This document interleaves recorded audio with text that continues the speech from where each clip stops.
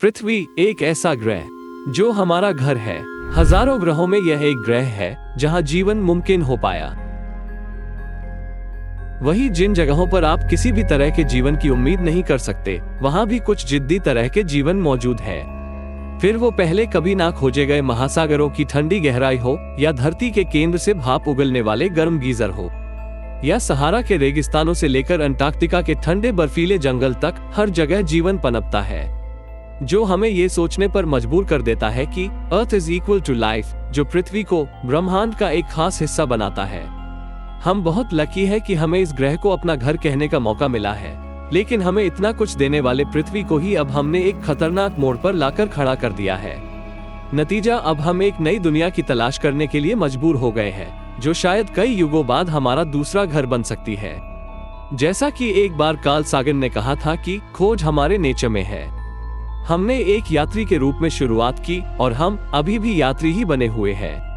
हम ब्रह्मांडीय महासागर के किनारे पर काफी वक्त तक रुके, लेकिन अब हम सितारों की ओर जाने के लिए तैयार हैं। वैसे तो अब तक हमने कई एक्सोप्लैनेट्स की खोज कर ली है, लेकिन आज हम दो अट्रैक्टिव दूसरी दुनिया यानी दो सुपर अर्थ के बारे में आपको बताएंगे, जिसमें से एक को अब तक का खोजा गया सबसे नजदीक का टेम्परेट और पृथ्वी के आकार का चट्टानी ग्रह माना जाता है।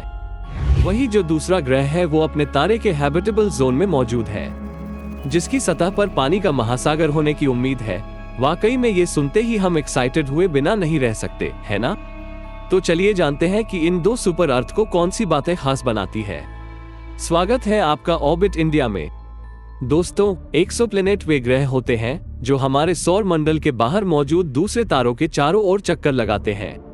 पहला एक्सोप्लैनेट 1992 में ही खोजा गया था। तब से अब तक कम से कम 5000 दूसरे एक्सोप्लैनेट्स को लिस्ट में ऐड किया गया। ऐसा माना जाता है कि हर तारे के चारों ओर कम से कम एक ग्रह चक्कर लगाती है, और मिल्की वे में ऐसे 100 बिलियन तारे हैं। ऐसे में आप सोच सकते हैं कि अंधेरे में कितने ऐसे एक्सोप्लैनेट हैं जो हमें उनकी खोज कर उनका पता लगाने के लिए शायद बुला रहे हो, जिसमें मैग्मा से उबलती सतह वाले ग्रहों से लेकर मीथेन के महासागरों तक, जमीन के अंदर पानी के महासागरों से लेकर खतरनाक गैसों से बने पूरे ग्रह तक, इतना ही नहीं, हीरे से बने ग्रहों से लेकर बर्फीले गोले जैसे खोजे गए एक्सोप्लैनेट। वाकई यह सब हैरान करने वाले हैं। लेकिन आज हम दो ऐसे एक्सोप्लैनेट्स की बात करेंगे जिनको हाल ही में खोजा गया, जहां जीवन मुमकिन है। इनमें से पहला है ग्लीजर 12b। 23 मई 2024 को ट्रांजिटिंग एक्सोप्लैनेट सर्वे सैटेलाइट यानी टेस्ट का इस्तेमाल करके ग्लीज 12b इस ग्रह की खोज की अनाउंसमेंट नासा ने की। यह नासा का एक मिशन है जो ट्रांजिट तरीके के एक्सोप्लैनेट का पता लगाने के लिए डेडिकेटेड है। जब कोई ग्रह पृथ्वी से देखा जाता है तो हम तारे द्वारा बाहर निकाली जाने वाली रोशनी की मात्रा में कमी देखते हैं। ये ग्रहों का पता लगाने का ट्रांजिट मेथड है और टेस्ट इसमें एक्सपर्ट है। ग्लीजर 12b ये ग्रह एक चट्टानी दुनिया है। इसका मतलब है कि इसकी सतह ऐसी है जहां हम आसानी से खड़े रह सकते हैं। ये दिल को छू लेने वाली दुनिया हमसे सिर्फ 40 प्रकाश वर्ष दूर एक लाल बौने तारे की परिक्रमा करती है। इसका होस्ट स्टार ग्लीजर 12 कॉन्स्टेलेशन पाइसिस के डायरेक्शन में लोकेटेड है। ये ग्रह अपने तारे के बहुत नजदीक रहकर सिर्फ 12.8 दिनों में उसकी परिक्रमा पूरी करता है। इसका द्रव्यमान पृथ्वी के मास का 3.9 गुना है। आपको पता ही होगा कि पृथ्वी से ज्यादा भारी लेकिन नेपच्यून से काफी कम वजन वाले ग्रहों को सुपर अर्थ कहा जाता है। हमारे सूरज के मुकाबले होस्ट रेड बौना तारा छोटा और ठंडा होता है, जिसका साइज हमारे सूरज के आकार का सिर्फ 27% ही है, और इसकी सतह का टेम्परेचर सूरज का सिर्फ 60% है। ये ग्रह अपने पेरेंट स्टार की ऑर्बिट तारे के हैबिटेबल जोन के थोड़ा अंदर से करती है। इस ग्रह का आकार पृथ्वी और शुक्र यानी वीनस के बीच के साइज जितना है। वैसे वीनस का साइज हमारी पृथ्वी के बराबर ही है, इसलिए तो इसे पृथ्वी का जुड़वा कहा जाता है।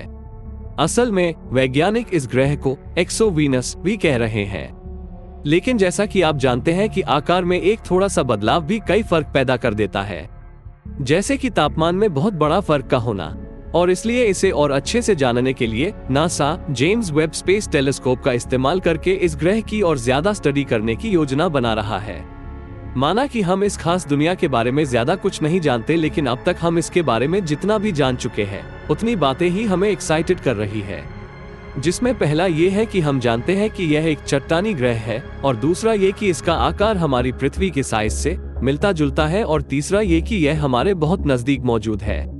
ऐसे में हम JWST की मदद से इसके बारे में बहुत कुछ पता लगा सकते हैं।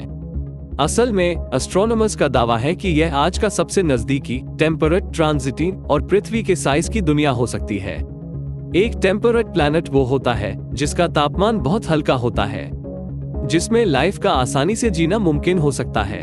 हालांकि अब तक ये कंफर्म नहीं हो पाया है कि इस ग्रह पर एटमॉस्फेयर है या नहीं। इसलिए वैज्ञानिकों ने इसके 3 अलग अलग मॉडल बनाए हैं, जिसमें एक मॉडल को ऐसे बनाया गया जिसमें कोई एटमॉस्फेयर नहीं था, दूसरे में एटमॉस्फेयर पतला रखा गया, और तीसरे मॉडल में वीनस जैसा मोटा इसका एटमॉस्फेयर बनाया गया।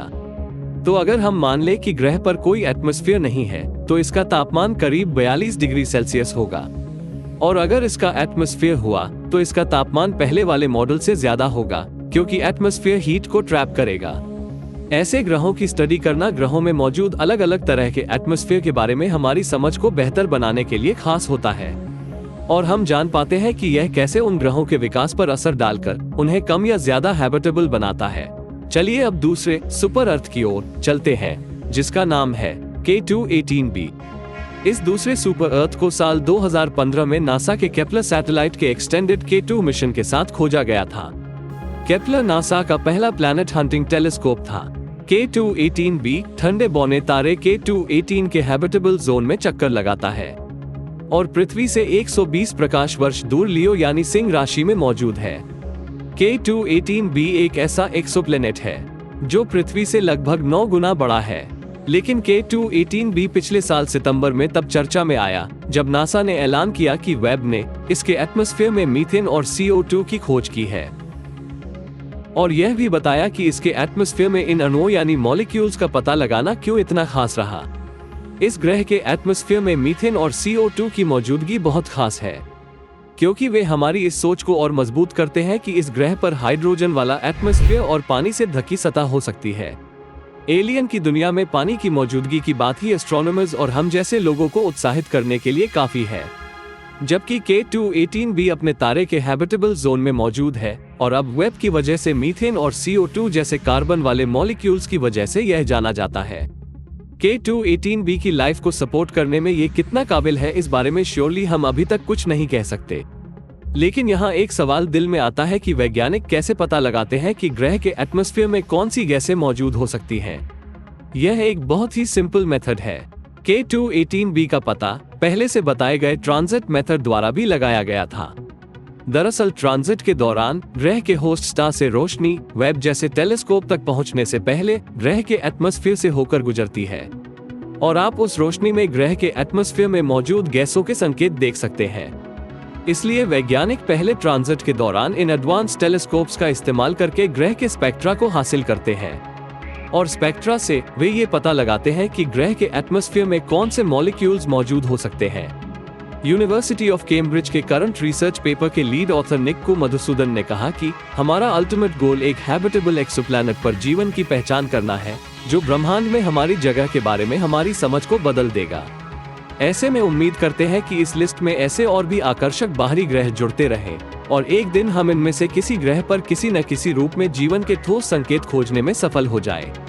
हमारा ये वीडियो आपको कैसा लगा, कमेंट कर हमें जरूर बताएं।